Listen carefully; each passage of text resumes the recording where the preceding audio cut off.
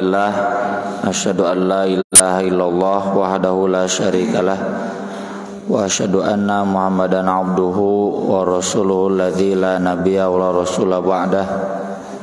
Sallallahu wasallam alaihi wa ala alihi wa sahbihi wa man tabi'ahum bi ihsan, amma ba'du. Babu bai'i syariki min syarikihi. Bab menjual, seseorang serikat menjual barang milik serikatnya.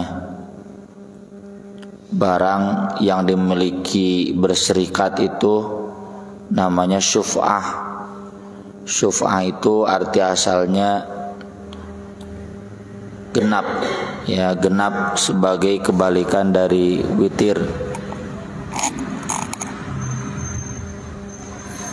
Sebagai kebalikan dari witir, ganjil, syuf'ah itu genap, jangkep. Nabi SAW, kata Jabir radhiyallahu an, ja'ala Rasulullah sallallahu alaihi wasallam asy-syuf'ah fi kulli malin lam yuqsam.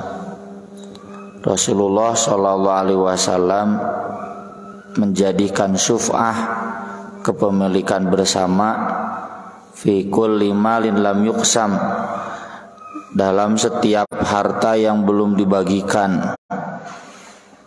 Fa idza waqa'atil hudud, jika sudah ada batas-batasannya, wa surifatit turuq, dan sudah dipisah-pisah jalannya, fala syuf'ata, maka tidak ada syuf'ah lagi. Dalam riwayat berikutnya, hadisnya sama dari Jabir, cuma redaksinya qadan nabiyyu, Nabi sallallahu alaihi wasallam memutuskan.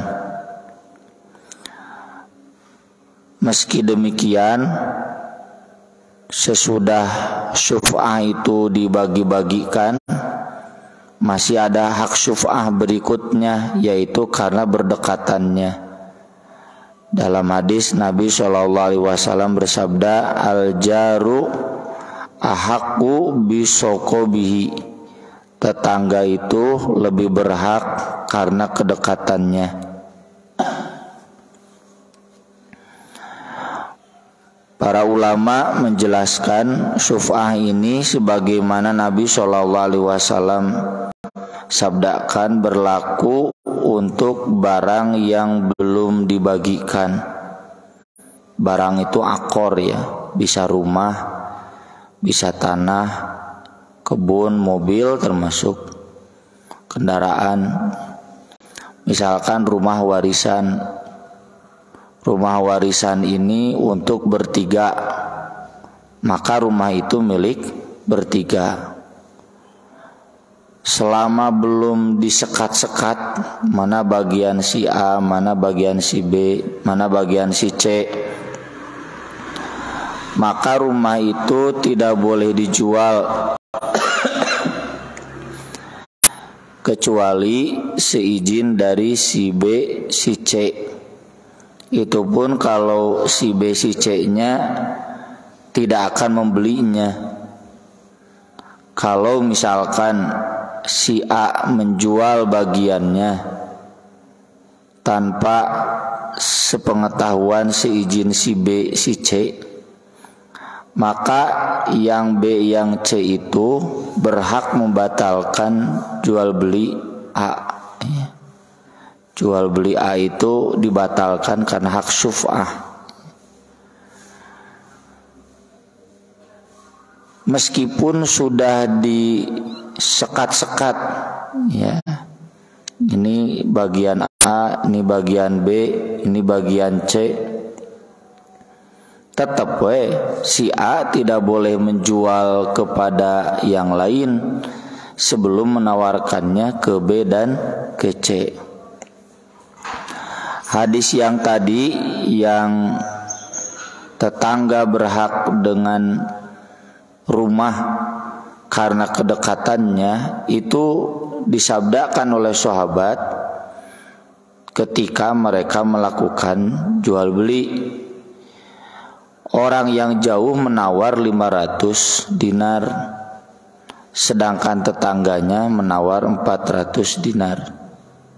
Kata sahabat itu, seandainya saya tidak mendengar Nabi SAW bersabda al-jaru ahaqqu bisokobihi, saya tidak akan menjual rumah ini ke kamu. Jadi kulantaran tetangga nawar lebih murah dan dia sebagai tetangga, maka harus dijual kepada tetangga. Meski tentu ini berlaku kaidah yang kemarin ya, ma'ruf teh wajar. Contoh misalkan di sebelah sini ada tanah ya mau dijual, yang berhak untuk membelinya adalah ini Masjid Al-Azhar. Kalau ternyata ditawar oleh yang lain 1 M dan kita menawarnya 500 juta misalkan, tapi 500 juta itu masih wajar. Kewajarannya kan ada NJOP ya, nilai jual objek pajak. Maka tidak boleh dijual ku singko atau ku Pak Haji, kabatur kudu ka Al-Azhar. Harus ke tetangga dulu. Dan kalau dijual ke yang lain tanpa sepengetahuan tetangga itu berhak untuk menggugat ke pengadilan Islam kalau sudah diakomodir syuf'ah. Berhak menggugat karena hak syuf'ahnya sudah dilanggar. Maka dari itu ya di sini kita harus hati-hati dalam menjual dan membeli barang yang milik syuf'ah, karena kata para ulama hak syuf'ah ini sesuatu yang ghurib hari ini ya. Hari ini teh zaman harita komo zaman ayeuna gitu. Sesuatu yang diabaikan, yang merasa kono cenah jual beli mah ridho sama ridho. Iya, tapi kan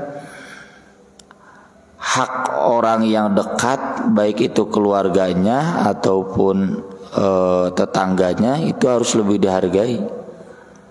Terasalah oleh kitanya butuh ngaluaskeun tapi tidak dilepaskan oleh tetangga misalkan. Dan itu juga dialami oleh berbagai masjid. Ya, ada satu masjid yang menawar 100 juta itu dibikin, lalu ada yang menawar 300 juta dikasih, padahal tawaran 100 juta dari masjid itu masih wajar. Dan aneh nate eta nu ngajual nate jamaah masjid gitu. Karena nggak mengerti syuf'ah dan menjualnya ke yang lain gitu. Menjualnya ke yang lain bukan. Padahal kalau dijual ke masjid itu setengah wakaf katanya, kudu nage atuh tong dijual ke masjid malah pirage 5 tumbak ya, 5 tumbak 100 juta zaman itu ya, itu wajar-wajar saja, bukan yang mahal gitu. Ya termasuk itu juga yang At-Taubah dulu pernah ya bilih badai dijual ya, dibelinya oleh masjid. Dah ujung-ujungnya kan biasanya yang namanya waris pasti dijual gitu, lamun te diambil alih oleh anaknya. Itu karena kita menuntut hak syuf'ah ya. Atau saya ketika beli rumah yang saya tempati sekarang itu waris untuk 10 orang, 10 anak. Maka ketika ditawarkan ke saya ya lewat bapak mertua, pastikeun heula ceuk eta dulur-dulurna mulai nu meuli. Dan ternyata tidak ada, malah adik-adiknya sok aja masa beli bade sadayana cedek ngalih gitu. Ya tuturna beunang ku Haji Mamat. Pararina gitu.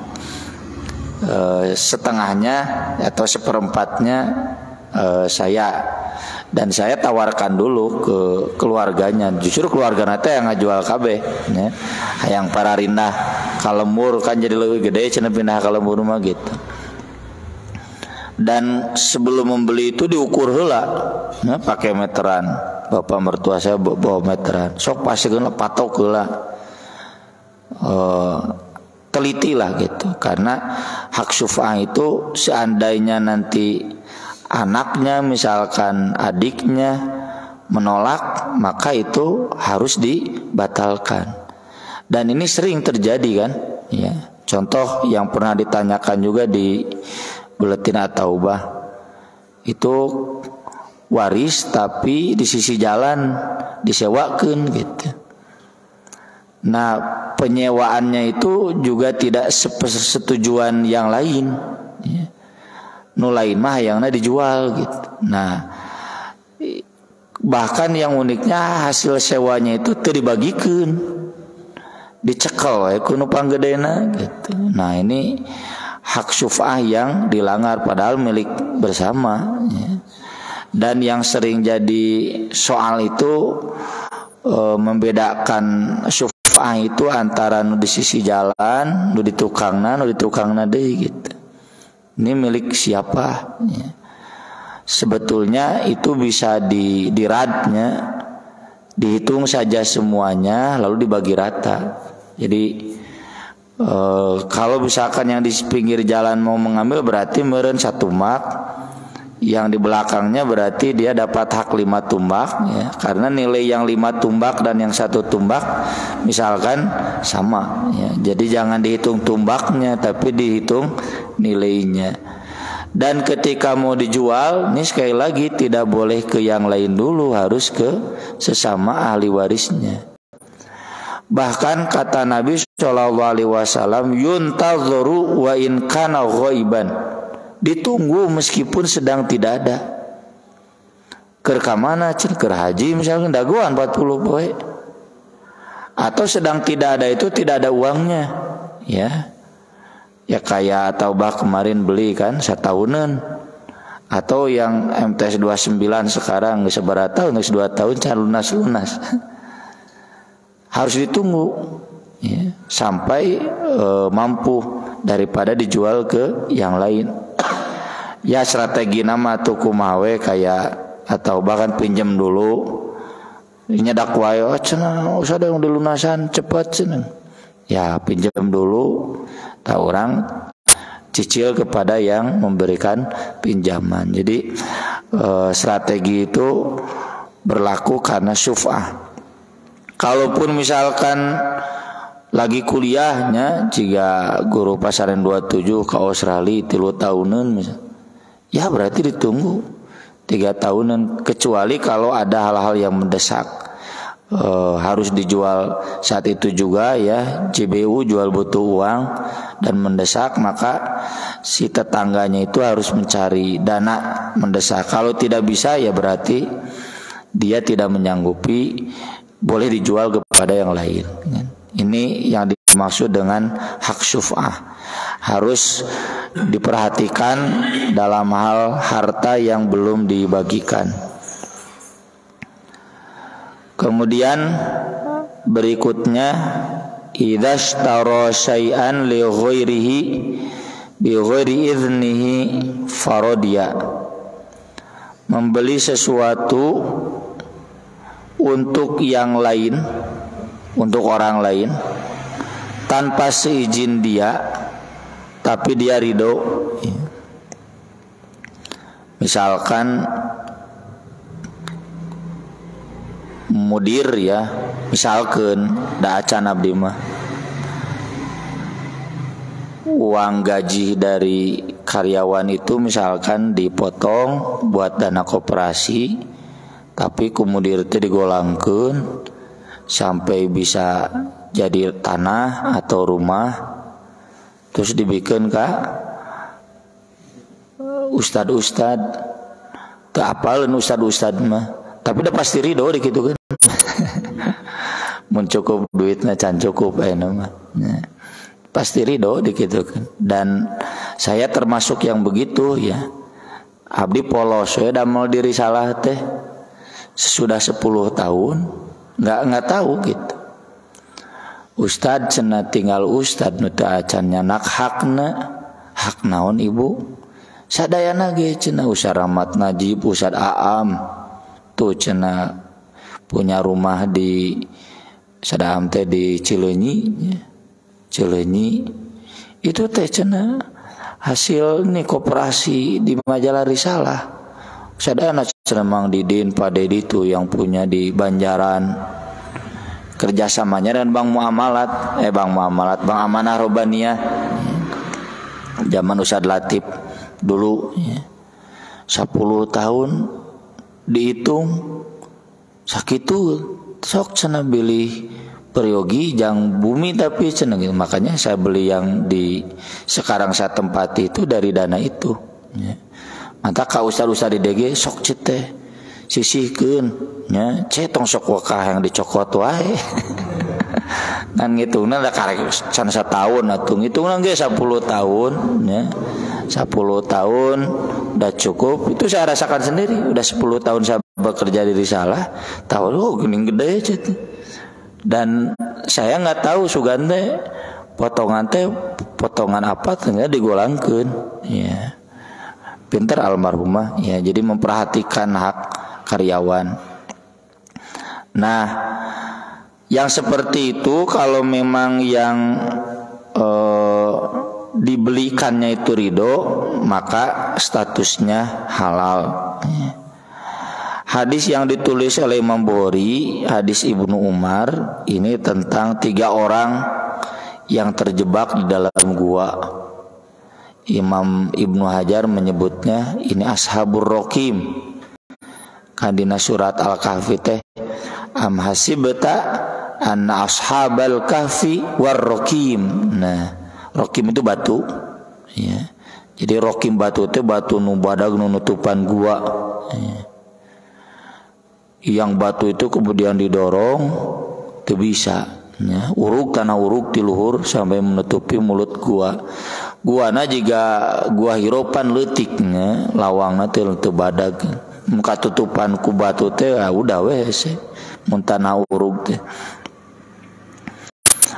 Lalu yang bertiga itu kemudian berdoa kepada Allah sambil tawassul dengan amal soleh mereka.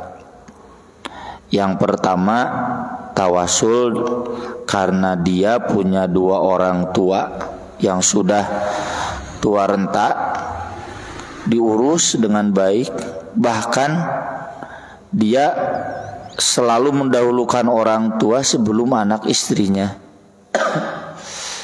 Iya no hese diamalkeun ku urang teh nya, urang ku anak istri wae ge 1000 ku memikiran kolot.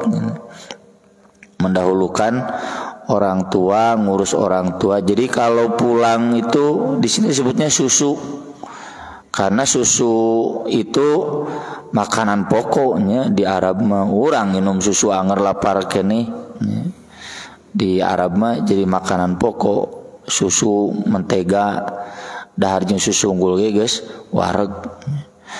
Urang mah geus susu sangu mentak muncrut. Karena lelah mahna lelah ya, lambungnya. Sampai dia pernah pulang kemudian orang tuanya sudah tidur, ditunggu sampai subuh. Meskipun anaknya pingin susu dibebenyokeun we kaila cenah ye si bapak si ibu heula. Ya ini harus jadi perhatian lah ya. Terutama ini sudah syekhoni kabirani. Jangan sampai orang tua kita yang sudah nggak bisa bekerja terdipalire, harus diperhatikan bahwa orang tua ngurus orang, akhirnya bagian orang ngurus orang tua ya. Dalam segala sesuatunya. Kalau saya ke pemuda sok dijadikan dalil tah kolot ma atoh teh lain dipangmelikeun imah dihajikeun gitu. sok daftarkeun haji, teu bisa daftarkeun haji, daftarkeun umroh bae maneh can haji can umroh ge ceuteuh. Tuh di antara birrul walidain. Maka dia berdoa kepada Allah, lalu kemudian batu itu bergeser. Nah ini meskipun syar'un man qoblana, syariat orang yang dulu, tapi Nabi memujinya, artinya bisa. Keajaiban itu sangat mungkin ada dengan doa. Doa make tawasul amal soleh. Dan ini semua orang soleh pasti mengalaminya. Mun urang can ngalaman berarti can soleh. Doa itu bisa menyelesaikan semuanya. Saya kemarin bawa mobil nyetiran ke Cibatu, ini loba tuh spanduk Gerindra, hanya dengan sabar dan doa. Caleg. Piraku caleg wae nya percaya kana doa urang teu percaya gitu, teuing kampanye wungkul tama pencitraan. Terus yang kedua, dia pernah mencintai seorang perempuan dan perempuan itu tidak cinta sama dia. Suatu saat dia butuh uang, diberilah 100 dinar. Wah 100 dinar teh 400 jutanya, 4 juta kali 100-nya benar 400 juta. 100 dinar dan syaratnya dia harus menyerahkan dirinya, dizinahi. Pas mau berzinah, dia diingatkan oleh perempuan itu jangan melanggar perempuan tanpa haknya. Dia pun meninggalkannya dan menganggap lunas uang itu, sebagai tong digantian. Jadi pahala nate di meninggalkan jinahnya padahal sudah bisa. Yang kedua, eta 100 dinar dipinjamkan, dilunaskan, 400 juta. Nah itu kemudian dia doakan dengan disebutkan, jadi disebutkannya nggak apa-apa. Ria ka Allah mah teu meunang teh ria ka jelema. Ya Allah, doanya itu in kunta ta'lamu anni fa'altu dzalika bitigha wajhik fafruj 'anna furjah. Sungguh engkau tahu bahwa aku melakukan itu karena mengharap ridho engkau, maka bukakanlah sedikit. Dibuka tapi belum bisa keluar. Nah yang ketiga, dia mempekerjakan pekerja, nanti dikasih 1 karung bibit, tapi dia pergi sebelum dikasih. Lalu bibit itu dia tanamkan sehingga jadi kebun, lalu hasilnya dia jual dan dibelikan seekor sapi. Tatina sapi satu teh kemudian beranak pinak sampai 1 lembah. 1 lembah sebutlah 1 hektar gitu. Duka sabaraji sapi ta 1 hektar. Suatu saat kemudian dia datang, wahai Abdullah, atini haki, mana cenah buruh nu baheula teh? Saya belum ngambil. Lalu kata dia, intoliq ila tilkal baqar wa ra'iha fa inalak.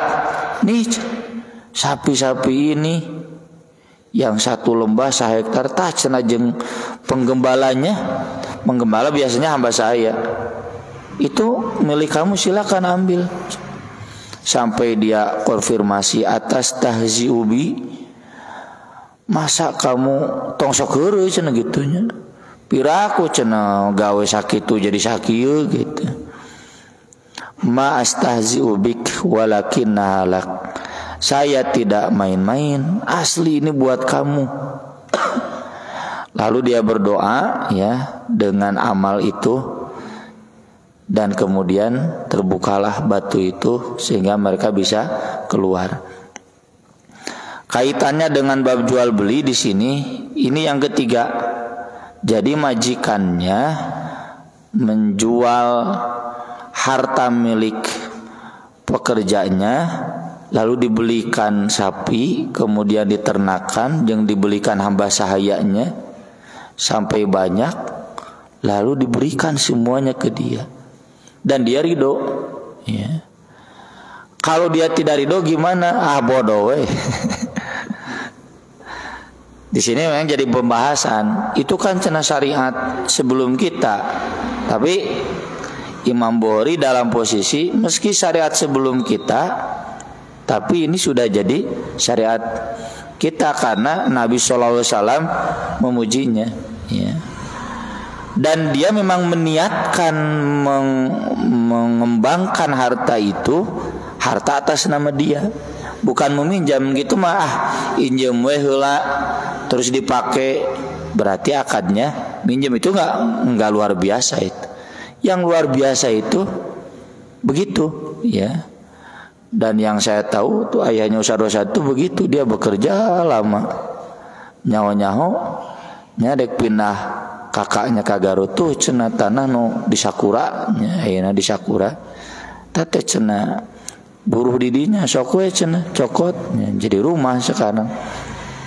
Nah, yang model-model begini ya, dunungan-dunungan yang memperhatikan pekerjanya sampai memikirkan kemapanan buat dia meski tidak sepengetahuan dia, tak eta nu istimewa yang sampai layak dijadikan tawasul amal sholih. Aya gitu mah niat injem heula kemun aya gantian gitu. Itu mah tidak luar biasa, biasa-biasa. Ini yang jadi luar biasa itu karena digolangkeun, dibelikeun dan dia ridho. Kalaupun tidak ridhonya enggak saya gantian eta nu tadi sakarung bibitna tah gitu.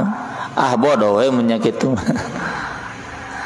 Ini jadi dalil ya, sekali lagi kata Imam Bukhari, boleh kita melakukan jual beli seperti itu meski tidak sepengetahuan yang punyanya, asal dia dijamin ridho.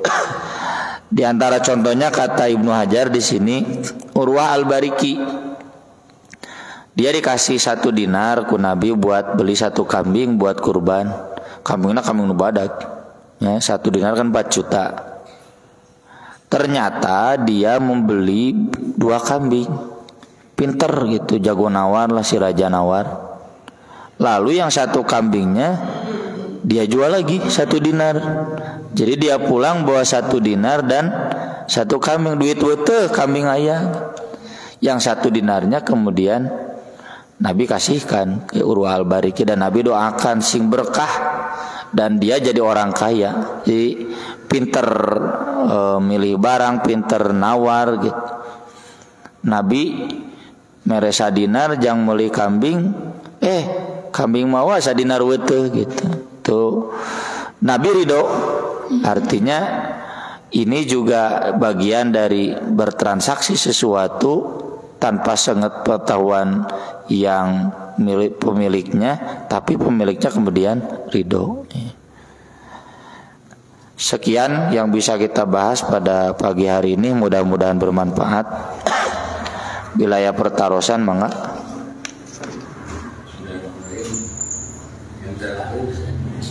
Bagaimana karyawan itu tidak tahu bahwa itu meninggal, kemana bang? Tidak tahu.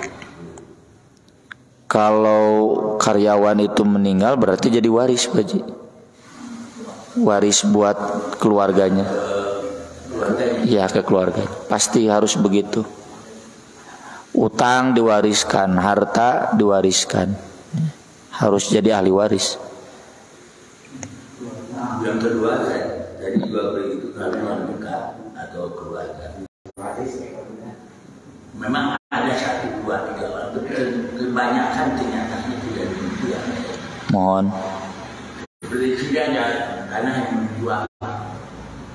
Pasti orang lain yang paling tinggi daripada kita. Mohon, itu yang tadi disebutkan oleh para ulama di kitab pengadilannya belum mengakomodir syuf'ah. Kalau sudah mu'aqabah dari syuf'ah, ya di sini Ibnu Hajar menjelaskan tuh berhak dibatalkan. Ya. Asal tentu tadi teh ma'rufnya wajar, piraku harga 500 juta ditawar 50 juta nya mau daekeun.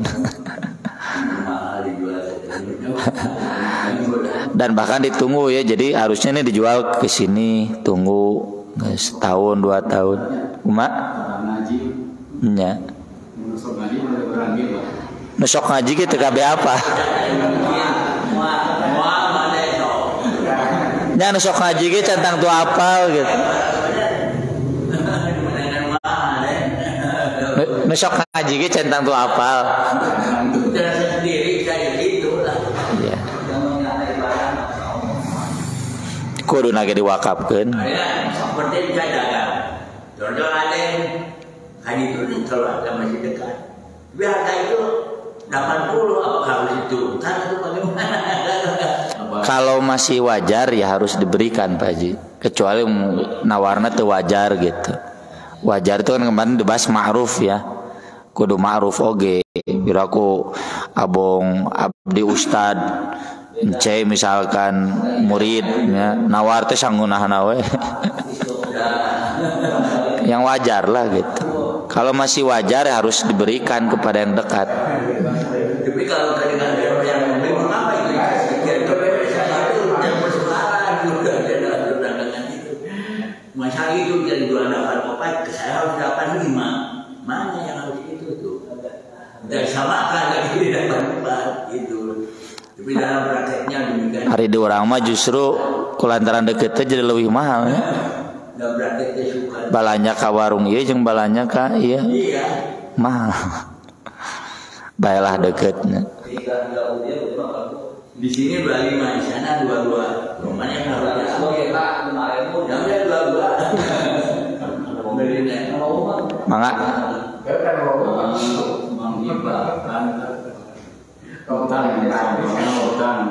Mempunyai hutang ditagih bayar susah, bayar-bayar, terus ikrar mengutangkan teh, ikrar mengibahkan, tapi si itu namanya terang. Oh, tesah berarti. Tesah. Enggak harus ada ikrar. Kecuali kalau dia meninggal, lalu bapak ke keluarganya, tos saya dilunaskeun tah, tasah lunas. Nya. Ya, panggil. Ca abdi mah ulah dilunaskeun lebar. Karena jadi pahala sodako kan. Jadi kesel nagih wae susah kan. Ada ya. Entong lebar pahala sodako kan. Meminjamkan itu pahalanya pahala sodako dihitung tiap hari.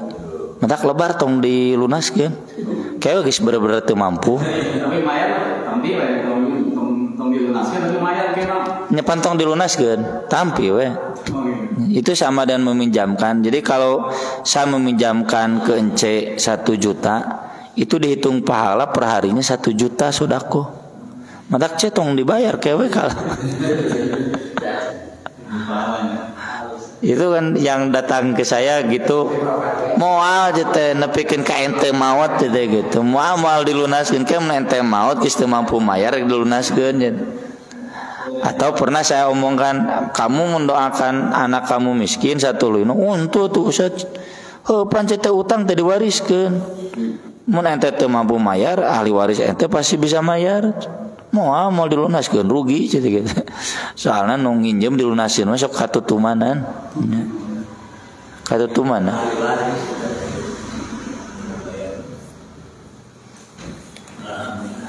Aku qouli hadza wa astaghfirullah li wa lakum subhanakallahumma bihamdik asyhadu an la ilaha illa anta astaghfiruka wa atubu ilaik. Wassalatu wassalamu ala Rasulillah. Wassalamualaikum warahmatullahi wabarakatuh.